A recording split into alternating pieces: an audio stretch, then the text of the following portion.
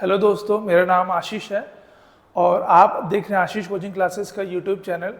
आज हम एक ऐसे शख्सियत के बारे में बात करेंगे जिनको कि कोई भी इंट्रोडक्शन का ज़रूरत नहीं है।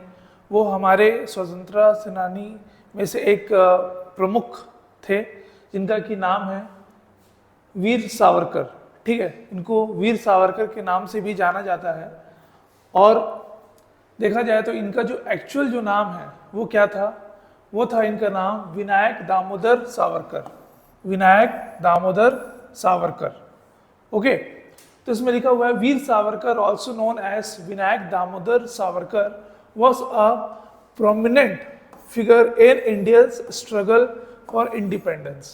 ठीक है, इंडिया को जो इंडिपेंडेंस जो मिली है 1947 में, उसमें वीर सावरकर जी का एक बहुत ही बड़ा योगदान था। इस वजह से ही उनको हम क्या बोलते हैं, उनको हम बोलते हैं prominent figure in India struggle for independence from British rule. हमको जो इंडिपेंडेंस जो मिला था वो किन से मिला था? ब्रिटिश रूल से ही हम लोग को इंडिपेंडेंस मिला था, ब्रिटिशर्स से। ठीक है, इनका अगर जन्म देखा जाए तो इनका जो जन्म हुआ है वो हुआ है 28 ऑफ मई 1873। 1873 को वीर सावरकर जी इस दुनिया में आए थे, या फिर बोल सकते हैं हम लोग कि अवतार लिए थे।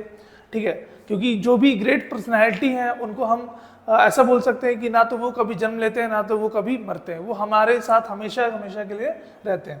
ठीक है, इन द विलेज ऑफ भागर इन महाराष्ट्र। ठीक है, तो एक गांव है महाराष्ट्र में भागर करके, ये नासिक के पास में है, उसके बारे में हम लोग देखेंगे अभी। और उसी गांव में इनका जन्म हुआ था। ठीक है, किनका? हमारे प्रिय वीर सावरकर जी का। ठीक है, जो कि कहाँ पे है? महाराष्ट्र जो स्टेट है इंडिया में, वहां पे ये प्रेजेंट है। Savarkar's life journey is a testament to his unwavering commitment to the cause of freedom. ठीक है, बोल सकते हैं कि उनका जो लाइफ का जो जर्नी है वो पूरा का पूरा आप ऐसे देख सकते हैं कि किस तरीके से वो फ्रीडम के लिए अपने लाइफ को जो है वो नछावर किए थे। ठीक है, और उनके जो भी पॉलिसीज थे या फिर जो भी चीज़ें वो जो करते थे, ठीक है, वो मैक्सिमम जो डेविएशन जो होता था वो किसकी तरफ रहता था, है ना, लाइफ से हट करके फ्रीडम के ऊपर मैक्सिमम जो होता था उनका फोकस होता था। ओके, मतलब वो पर्सनल लाइफ में बहुत ज़्यादा इंटरेस्टेड नहीं रहते थे। मेनली उनकी जो भी चीज़ें होती थी वो फ्रीडम से मतलब इंडिया को फ्रीडम दिलाने के लिए वो बहुत ज़्यादा कोशिशें करते थे। वो अभी हम लोग देखने वाले हैं अभी नेक्स्ट स्लाइड में कि क्या क्या चीज़ें हैं इसमें।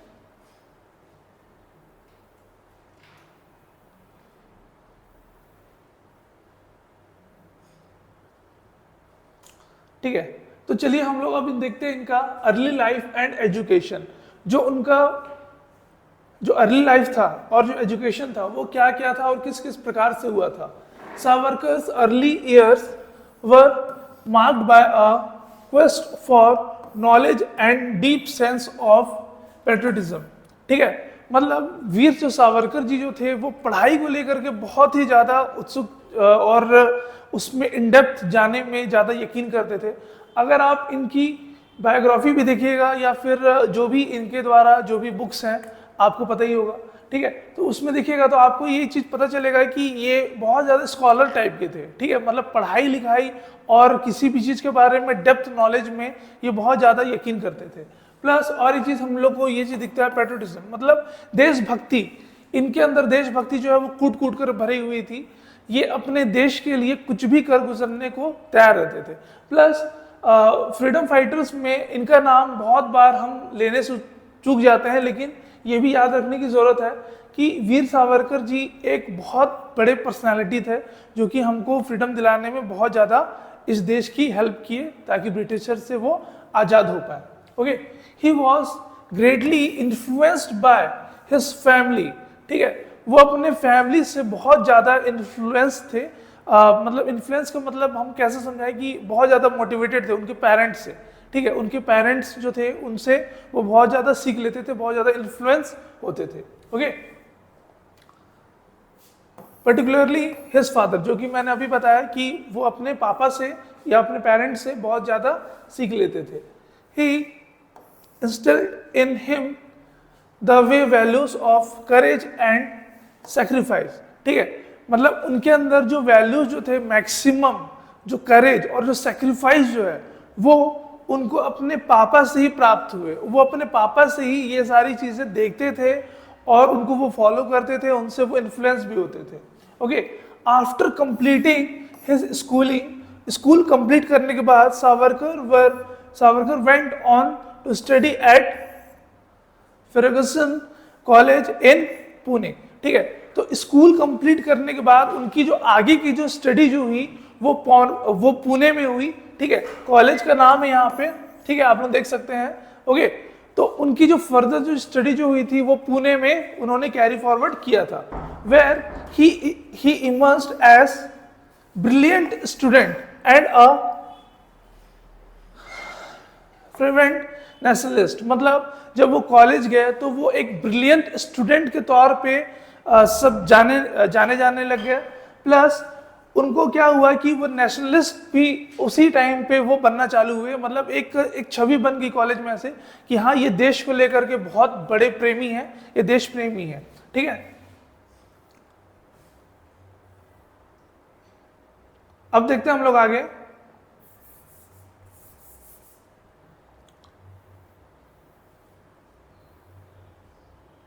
अब देखिए इनका activism and in creation. Okay, inspired by the freedom movements led by leaders like बाल गंगाधर तिलक। बाल गंगाधर तिलक जी को हम लोग कौन नहीं जानते। उनकी एक बहुत बड़ी स्टोरी भी फेमस हुई थी कि जब वो रेलवे स्टेशन से आ रहे थे तो जिनके घर उनको जाना था तो उन्होंने क्या समझा कि वो कूली हैं। ऐसी वाली एक स्टोरी थी हमारे हिंदी के बुक में, बहुत साल पहले हमने पढ़ा था। ठीक है, तो देखिए इंस्पायर्ड बाय फ्रीडम फाइटर, किन से वो बहुत ज्यादा इंस्पायर्ड थे, जैसे बाल गंगाधर तिलक। ठीक है, तो बाल गंगाधर तिलक जी से वो बहुत ही ज्यादा इंस्पायर्ड थे।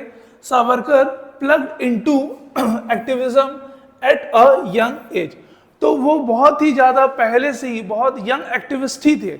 ओके, अब देखते हैं, he founded the Abhinav Bharat society.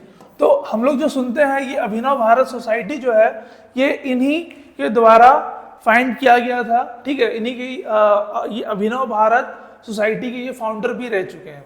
Which aimed to overthrow British rule through armed struggle. Okay, जिनका की जो ऑब्जेक्टिव था वो क्या था, ब्रिटिश रूल को ओवरथ्रू करना था। कहां से, आर्म्ड स्ट्रगल से।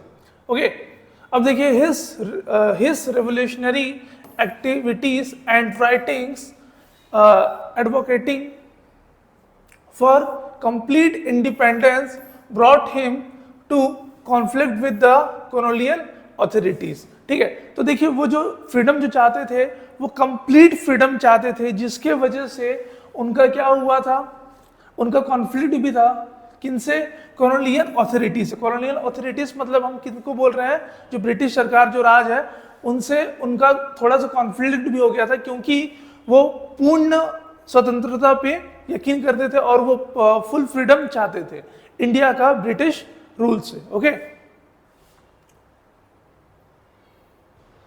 फिर देखते हैं हम लोग आगे। इन 1909 Savarkar was arrested for his alleged involvement in the assassination of British official, although he was later acquitted due to lack of evidence. However, he was sentenced to 2 life terms of imprisonment and sent to the cellular jail in the Andaman and Nicobar Islands, where he endured years of harsh treatment and solitary confinement. ठीक है, तो देखिए इनको Andaman and Nicobar के jail में भी रखा गया था। ठीक है, किस वजह से, involvement in assassination of British official. Okay, जो कि बाद में पूरी तरीके से तो प्रूव नहीं हो पाया था, बट क्योंकि इनके ऊपर केस भी चला और इनको अंडमान एंड निकोबार जो जेल जो था वहां पर भी रखा गया था। ठीक है, और सेलुलर जेल में रखा गया था इनको, और इसके वजह से क्या हुआ था, इनके साथ बहुत ज्यादा हार्श ट्रीटमेंट और सॉलिटरी कॉन्फ्लिक्टमेंट भी था, मतलब एक सिंगल को जब हम टारगेट करते हैं तो उस तरीके का इनके साथ व्यवहार वहां पे या फिर दुर्व्यवहार बोल सकते हैं वो हुआ करता था। ठीक है, फिर हम देखते हैं आगे। तो देखिए ये उनके कुछ स्पीचेस के फोटोग्राफ्स हैं जो मैंने यहाँ पे लगाया स्लाइड्स में। तो यहाँ पे वो स्पीच दे रहे हैं, यहाँ पर भी। ओके, तो देखिए अब देखते हैं इनके फिलोसफी एंड आइडियोलॉजी। आइडियोलॉजी मतलब कौन से सिद्धांत थे इनके, किन सिद्धांतों पे ये अमल करते थे, और इनकी फिलोसफी क्या थी, मतलब इनकी थिंकिंग किस तरह की थी, तो वो हम लोग अब समझते हैं। तो देखिएगा, during his incarceration Savarkar point several influential works. ठीक है, तो उन्होंने बहुत ही ज्यादा इन्फ्लुएंशियल वर्क्स किए थे, ऐसे वर्क्स जिनको देख करके बाकी भी लोग उनसे प्रेरणा लें, इन्फ्लुएंस हो। ठीक है, including his seminal book the first war of Indian independence. तो देखिएगा ये जो बुक है ये वीर सावरकर जी के द्वारा ही लिखा गया था, the first war of Indian independence, जो कि इंडिया के जो यंग जो भी लोग थे उनको ये बहुत ही ज्यादा प्रेरणा दिया था फ्रीडम के लिए, और फ्रीडम फाइटिंग्स में अपना जो कंट्रीब्यूशन है उसको आगे लेके आने के लिए। अब देखते हैं, where he articulated his vision of free and united India. तो इस बुक में उन्होंने अपना जो विजन है वो दिया। क्या चीज का विजन? फ्री और यूनाइटेड इंडिया। जैसे पहले जब फ्रीडम की भी बात हो रही थी तो बहुत सारी बातें ये भी हो रही थी कि पता नहीं जो फ्रीडम के बाद इंडिया के कितने सारे पार्ट्स हो जाएंगे, बट वीर सावरकर जी चाहते थे कि इंडिया एक साथ में जुड़ा रहे, एक संपूर्ण भारत जो है जो बन के रहा था वही आगे भी बन करके रहे।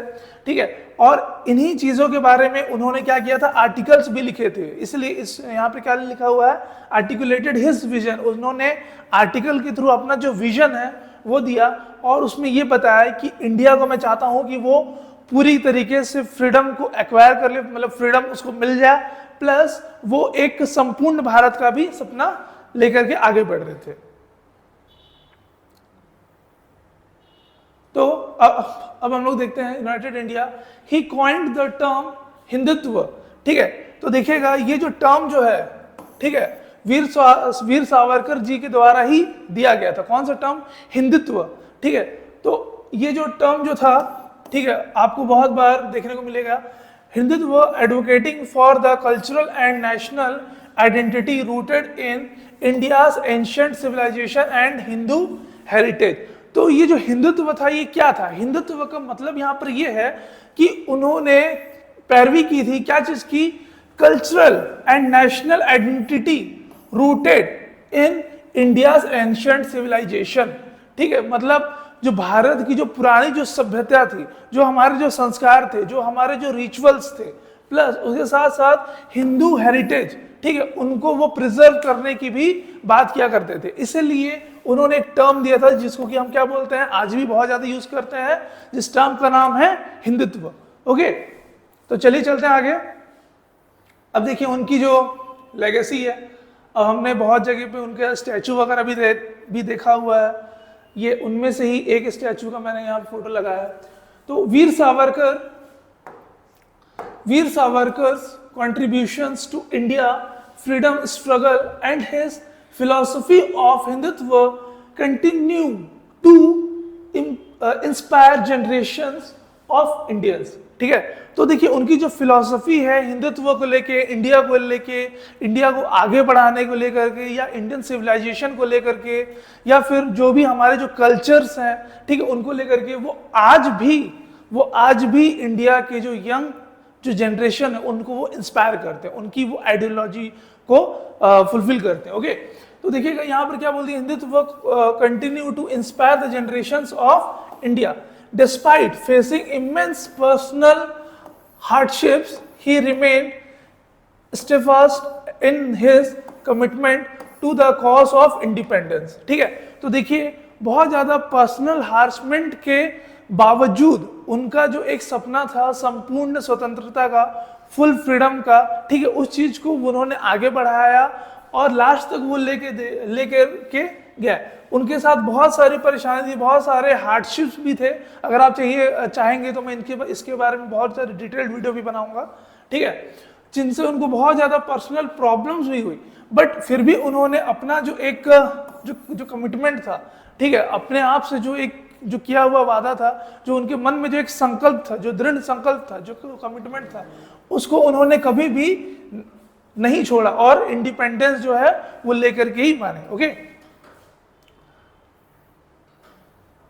फिर देखते हैं, he is in recognition of his valor and sacrifice, the government of India has honored Savarkar with several tributes, including postage stamps and renaming landmarks in his honor। ठीक है, तो देखिए उनका इतना अच्छा जो कंट्रीब्यूशन था, उस चीज की वजह से इंडिया की जो गवर्नमेंट ने उनके नाम से पोस्टल स्टैम्प्स भी लॉन्च किए। आज हम स्टैचूज भी देखते हैं, बहुत सारे चौक चौराहे भी हम देखते हैं, प्लस एक लैंडमार्क भी उनके नाम से बनाया गया बहुत सारे इंडियाज में। ये तो बस एक ही स्टैचू है, बट ऐसे सेवरल आपको statue through out the India आपको दिखेंगे। खास करके महाराष्ट्र की बात करें तो वहां पे आपको पुणे, नासिक जैसे जगह पे इनका नाम आपको चारों तरफ दिखेगा।